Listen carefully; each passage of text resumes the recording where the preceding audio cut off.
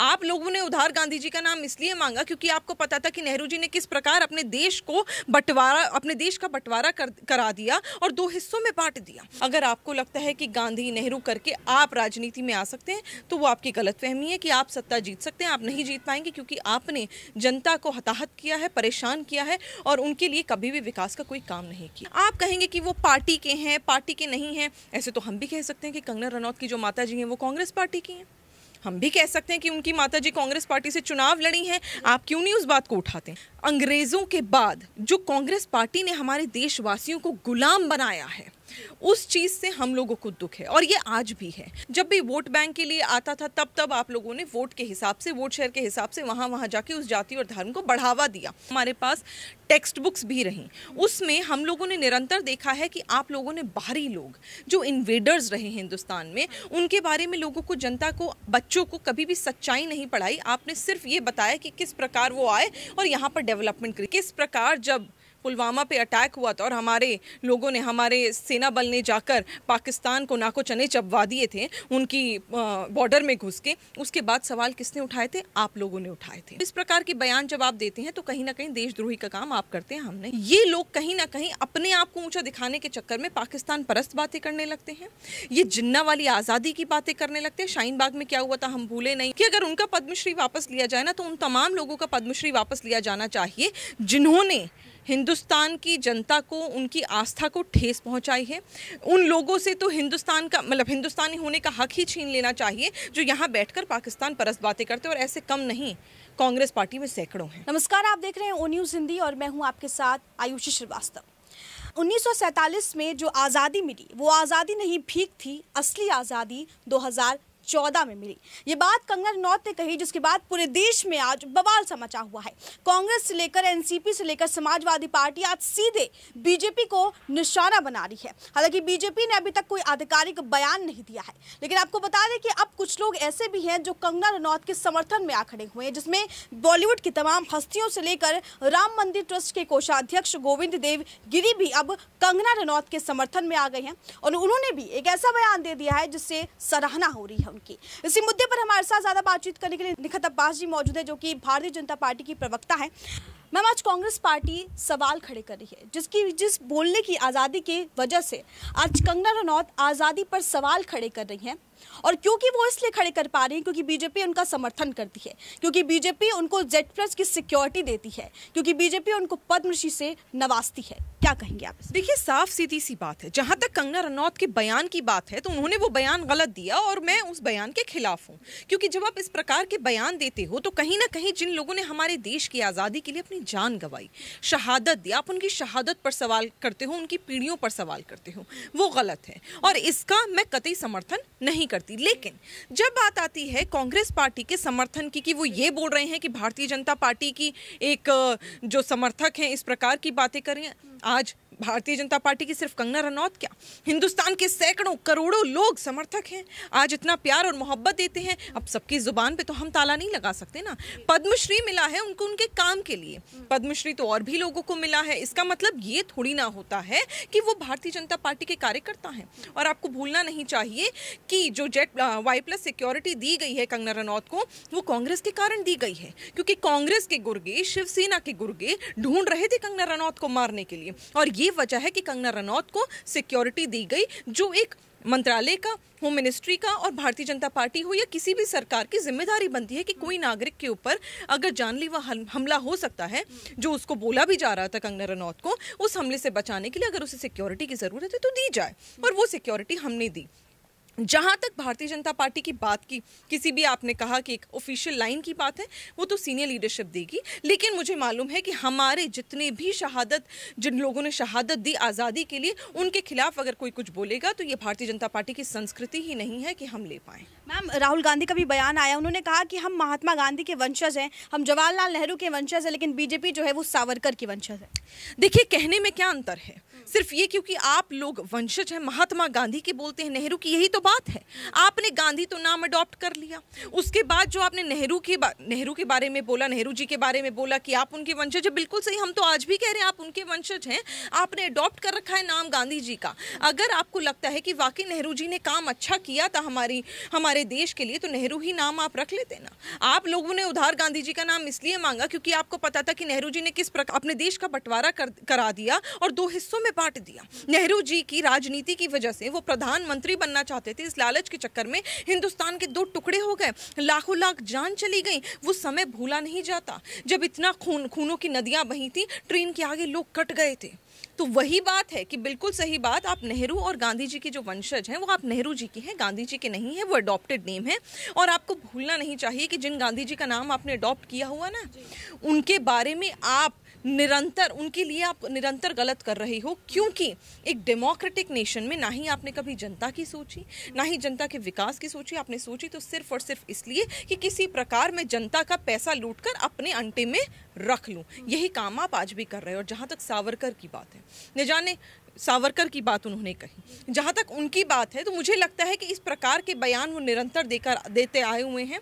आज हमें समझना पड़ेगा कि जहाँ भारतीय जनता पार्टी खड़ी है ना, वो जनता के साथ खड़ी है और जनता उनके साथ खड़ी है। जनता के लिए जो काम चाहती थी जनता, वो हो रहा है और विकास की गति तेज है। उस विकास की गति को मद्देनजर रखते हुए सरकार काम कर रही है। अगर आपको लगता है कि गांधी नेहरू करके आप राजनीति में आ सकते हैं, तो वो आपकी गलतफहमी है कि आप सत्ता जीत सकते हैं। आप नहीं जीत पाएंगे क्योंकि आपने जनता को हताहत किया है, परेशान किया है और उनके लिए कभी भी विकास का कोई काम नहीं किया है। मैम, एनसीपी की बात करें तो संजय राउत ये कहते हैं कि कंगना रनौत को बीजेपी ने ही सर पे चढ़ा रहा है, प्रधानमंत्री जो है वो उनके साथ फोटो खिंचवाते हैं। ये किस प्रकार की बात है? प्रधानमंत्री तो न जाने कितने लोगों के साथ फोटो खिंचवाते हैं। मुझे वो समय भी याद है जब एक ड्रग कार्टेल की गैंग पकड़ी गई थी बॉलीवुड की, और पिछली बार बड़ा हंगामा हुआ था, पिछले साल की बात है, कि इन सब लोगों के साथ और दीपिका पादुकोण और रणवीर सिंह के साथ तो सारी फोटोज हैं। प्रधानमंत्री की तो क्या समर्थक है कि वो प्रधानमंत्री हैं, वो देश के प्रधान सेवक हैं। अगर किसी व्यक्ति को पद्मश्री अवार्ड से नवाजा जाता है या कोई व्यक्ति बहुत अच्छा नेशनल अवार्ड जीता है कि जैसे कंगना रनौत ने जीता, तो उनको इज्जत बख्शना ये हमारे देश के प्रधानमंत्री का फर्ज है और वही काम हो रहा है। आप कहेंगे कि वो पार्टी के हैं, पार्टी के नहीं हैं। ऐसे तो हम भी कह सकते हैं कि कंगना रनौत की जो माता जी हैं वो कांग्रेस पार्टी की हैं। हम भी कह सकते हैं कि उनकी माताजी कांग्रेस पार्टी से चुनाव लड़ी हैं। आप क्यों नहीं उस बात को उठाते हैं? आप उस बात को उठाइए कि कांग्रेस पार्टी के पारिवारिक व्यक्ति ने इस प्रकार का बयान दे दिया कि उसे उस समय भीख मिली थी, तो आपको सवाल उठाना चाहिए और आपको उनके पूरे खानदान को जो रहे हैं, आपको उस पर आकर बयान देना चाहिए कि नहीं, ये तो हमारी कभी पार्टी से जुड़े ही नहीं थे। तो इस तरह की बयानबाजी से हमें बचना चाहिए। प्रधानमंत्री का जो दायित्व है, जो कद है, वो बहुत बड़ा है। वो जनता के लिए हमेशा खड़े रहेंगे। अगर कोई कुछ गलत बोल रहा है तो किसी और की ज़बान तो कोई पकड़ नहीं सकता। मैम, राम मंदिर ट्रस्ट के मशहूर संत हैं देवगिरी जी, जिन्होंने ये कहा है कि 70 वर्ष में भारत माता जो है वो नाखुश रही हैं। अगर थोड़ा सा भी मुस्कुराई हैं तो वो 2014 के बाद मुस्कुराई हैं। इस बयान को आप किस तरीके से? देखिए, इस बयान को मैं कहीं ना कहीं समझने में अगर आऊँ तो मुझे ये लगता है कि उनका कहने का तात्पर्य यह था कि जो 70 साल जो आज़ादी के बाद, अंग्रेज़ों के बाद जो कांग्रेस पार्टी ने हमारे देशवासियों को गुलाम बनाया है, उस चीज़ से हम लोगों को दुख है और ये आज भी है। बिल्कुल सही बात कि 2014 के बाद जब भारतीय जनता पार्टी यानी मोदी सरकार सत्ता में आई और जब लोगों ने वो फ्रीडम, वो आज़ादी महसूस करी, कहने सुनने की आज़ादी, उनको डेमोक्रेसी में वाकई समझ आया कि इस प्रकार की डेमोक्रेसी होती है कि जहाँ पर हमें, मैं कहूँगी, जो तुष्टीकरण की राजनीति होती है वो हमें देखने को नहीं मिलती, उन सब चीज़ों से हम बचते हैं। वो 2014 के बाद हुई। उससे पहले निरंतर हिंदू और मुसलमानों की लड़ाइयाँ करवाई गई, तुष्टीकरण की राजनीति करी गई। कभी मुसलमानों को बोला गया कि तुम हमसे बढ़कर हो तो तुम्हारे लिए हम काम करेंगे, कभी हिंदुओं को बोला गया। जब भी वोट बैंक के लिए आता था तब आप लोगों ने वोट के हिसाब से, वोट शेयर के हिसाब से वहाँ जाके उस जाति और धर्म को बढ़ावा दिया। आपने कभी विकास की गति तेज नहीं करी। आपने कभी ये नहीं सोचा कि हमें लोगों के लिए काम करना है बिना जाति और धर्म देखें। तो ये बात तो मैं भी मानती हूँ कि 70 सालों से, इतने सालों से कहीं ना कहीं 60 साल हमारे देशवासी अंग्रेज़ों के बाद कांग्रेस पार्टी के गुलाम बनकर हमें मजबूरी में रहना पड़ा, क्योंकि शायद हमें समझ नहीं आया और कांग्रेस पार्टी ने हमें दबाकर रखा, और ये आज भी कर रहे हैं। कुछ लोग ऐसे भी हैं जिसमें कि मुसलमान यानी मेरा तबका बहुत बड़ा है, जिनको बेवकूफ़ बनाने का काम आज कांग्रेस पार्टी कर रही है और अभी भी यही सोच रही है कि हम गुलाम बने रहेंगे, जबकि नहीं, हमारी आंखें खुल चुकी हैं। हम विकास की तरफ बढ़ रहे हैं, विकास के लिए काम कर रहे हैं। आप विकास कर सकते तो कर पाते, आपने नहीं करा, तो आज हम भारतीय जनता पार्टी के साथ खड़े हैं। मैम, उन्होंने ये भी बयान दिया था और तमाम लोग जो कंगना रनौत के समर्थन में नहीं लेकिन बीजेपी का समर्थन दे रहे हैं, वो ये कह रहे हैं कि मुगल्स की बात करें तो उनकी तारीफ की गई है, जो हिस्ट्री की बुक्स हैं, बहुत सारे इतिहास के किताब हैं, लेकिन कभी भी हमें महाराणा प्रताप के बारे में नहीं बताया गया। तो हमें पता ही नहीं है कि आखिर असली आज़ादी किसने लड़ी।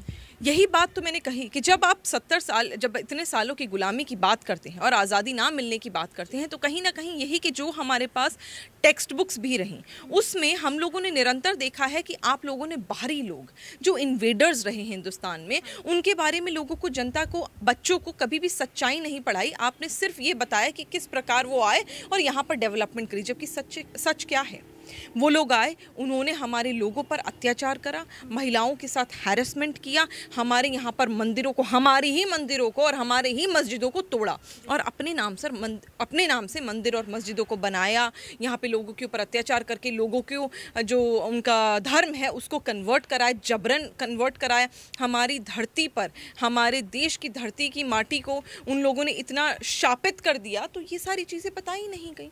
आप बताते ना, आप रानी लक्ष्मीबाई के बारे में और विस्तार से बताते, आप वीर सावरकर के बारे में और विस्तार से बताते, तो आपको पता चलता कि सच क्या है और गलत क्या है। मैम, एक आखिरी सवाल आपसे ले चलते हैं कि जिस तरीके से आज देखा जा रहा है कि बीजेपी को निशाना बनाया जा रहा है, चुनाव से पहले क्या ये रणनीति, एनसीपी की बात करें या फिर कांग्रेस की बात करें, समाजवादी पार्टी की बात करें, आज बीजेपी को ही देशद्रोह साबित करने में लगी हुई है?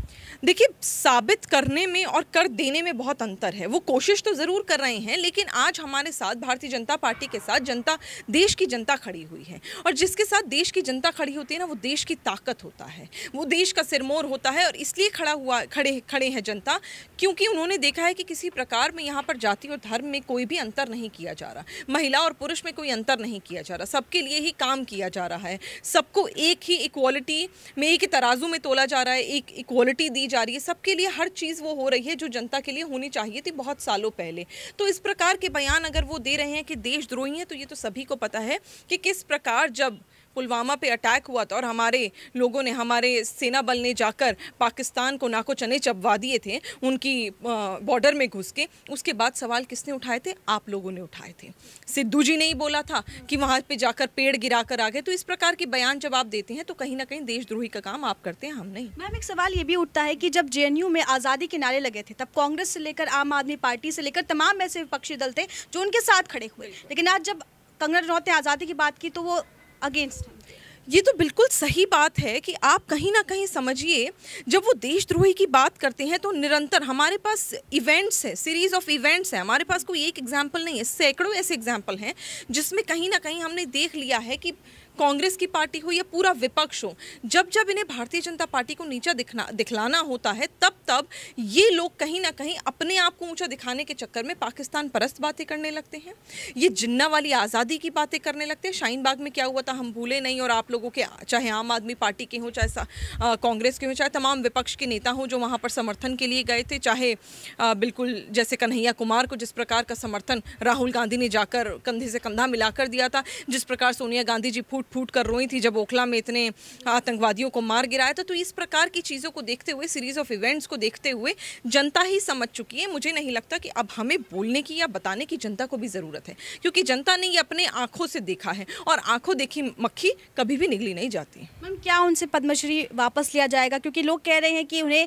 स्वतंत्रता सेनानी की बुक देनी चाहिए, किताब देनी चाहिए, पद्मश्री नहीं देना। देखिए, मुझे ऐसा लगता है कि ये एक सरकारी फैसला होगा, क्योंकि मैं पार्टी की प्रवक्ता हूँ, तो मैं पार्टी की तरफ से क्या बयान है वो तो बता सकती हूँ, लेकिन एक सरकारी फैसला होगा। पर मुझे साथ साथ ये भी लगता है कि अगर उनका पद्मश्री वापस लिया जाए ना, तो उन तमाम लोगों का पद्मश्री वापस लिया जाना चाहिए जिन्होंने हिंदुस्तान की जनता को, उनकी आस्था को ठेस पहुंचाई है। उन लोगों से तो हिंदुस्तान का, मतलब हिंदुस्तानी होने का हक ही छीन लेना चाहिए जो यहाँ बैठकर पाकिस्तान परस्त बातें करते हैं, और ऐसे कम नहीं, कांग्रेस पार्टी में सैकड़ों हैं। मैम बहुत बहुत शुक्रिया हमारे साथ बातचीत करने के लिए। तो ये थी निखत अब्बास जी मैम, जिन्होंने इस मुद्दे पर खास बातचीत की। तमाम अपडेट्स के लिए आप बने रहिए ओ न्यूज़ हिंदी के साथ। जय हिंद।